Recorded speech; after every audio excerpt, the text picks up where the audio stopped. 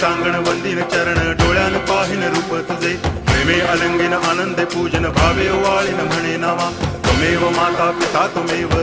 बंधुश्च सखा त्वमेव विद्या करुणं त्वमेव सर्वं मम देव कायेन वाचा मनसेन्द्रियैर्वा बुद्ध्यात्मना वा प्रकृति स्वभावात् करोमि यद्यत् सकलं परस्मै नारायणायति समर्पयामि अच्युतं केशवं रामनारायणं कृष्णदामोदरं वासुदेवं हरि गिरिधरं माधवं गोपिकावल्लभं जानकीनायकं रामचन्द्रं भजे हरे राम राम